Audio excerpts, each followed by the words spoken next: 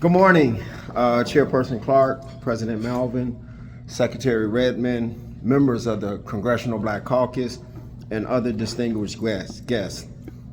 My name is Mack Julion, and I'm a letter carrier and the Assistant Secretary Treasurer for the National Association of Letter Carriers. Prior to my current position, I served as president of the local branch number 11 in Chicago for 13 years. I thank you for the opportunity to be here today on behalf of 280,000 members of the National Association of Letter Carriers and over 600,000 postal employees across the country.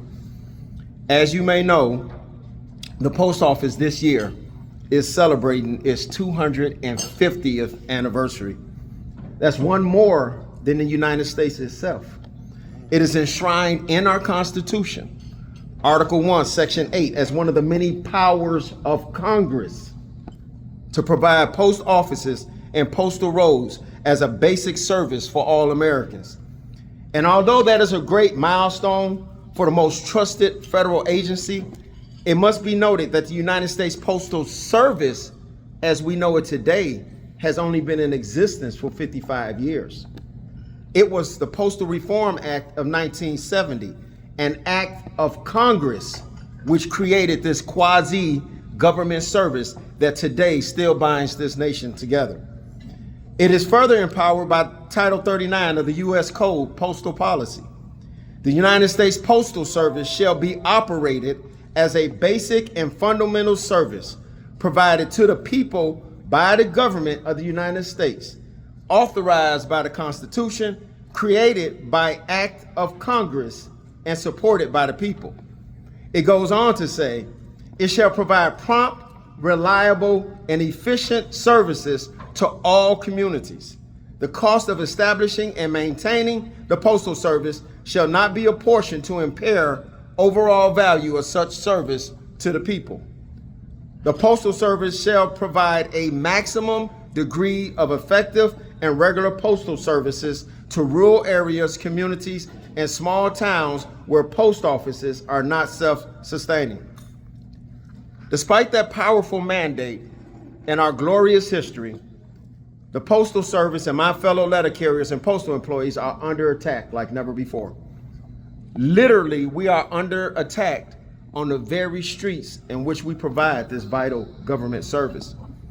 When I began my postal career 28 years ago this month, the rigorous daily demand on our bodies, possible extreme weather conditions, and the occasional confrontation with the canine species was our biggest challenge.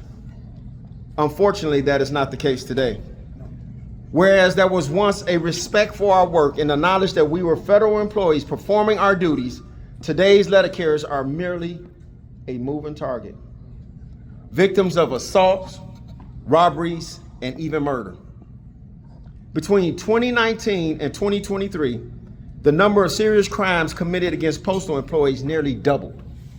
In 2023 alone, the postal inspectors opened 1,367 cases, 542 assaults, 628 robberies, and 197 burglaries against postal employees in almost 500 metropolitan areas. Letter carriers were the victims of 90% of these robberies. Tragically, 5 letter carriers have been murdered while performing their duties since 2022. More than 2/3 of these attacks involved a firearm or other weapon. According to the Postal Inspection Service, between 2016 and 2023, only about 40% of the robbery and assault cases have resulted in arrests, and approximately just 26% led to convictions. With the lack of protection and low conviction rates, there is no real deterrent. Postal employees need protection now more than ever. Today, 33% of the employees in the letter carrier craft are women. In fact, last year, on the streets of Chicago, my friend and sister, Octavia Redmond, was gunned down in cold blood while delivering mail. The assailant, a minor, will likely be free in 5 years. There is no federal prosecution. We need your help. We need your support.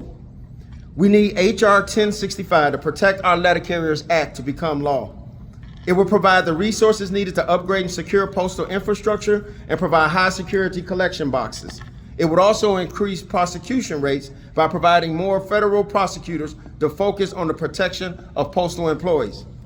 And it will provide harsher sentencing for crimes against postal workers. Our letter carriers need more protection while on the streets. We also need more postal police. Briefly, I would also like to turn your attention to House Resolution 70, which calls on Congress to ensure that the Postal Service remains an independent establishment and not subject to privatization. We have all witnessed the recent attacks on other federal agencies and federal workers, and we will be foolish to think that it would not happen to us.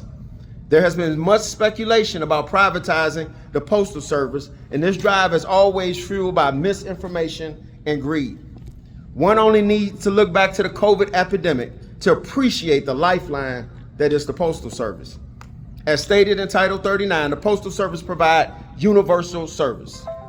Simply, this means we deliver everything, everywhere, every day. The Postal Service delivers over 370 pieces of mail every day to over 160 million homes, prescription drugs, Social Security and pension checks, and other essential goods. We are the centerpiece of a $1.9 trillion industry that employs nearly 8 million employees in other industries. Far from being a relic of the past, the Postal Service generated over $84 billion of revenue last year from postal service and postal products. It does not rely on taxpayer dollars.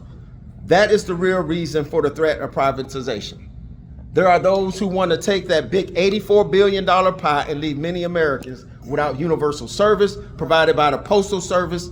Inner cities and rural areas will suffer the most. Lastly, I want to draw your attention to HR 1522, the Federal Retirement and Fairness Act. While the Postal Service has long been a gateway to the middle class for African Americans, in fact, we are 29% of the 600,000 postal employees.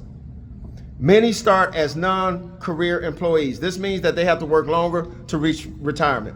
HR 1522 would allow them to buy back and make catch-up retirement contributions to receive credible service under FERS.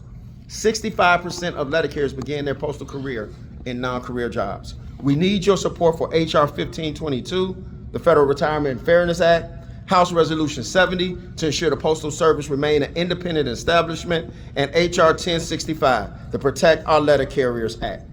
Notice I emphasize the power of Congress. Despite what they think at 1600 Pennsylvania, the power lies in Congress. Thank you. Thank you so much. On the issue of tariffs and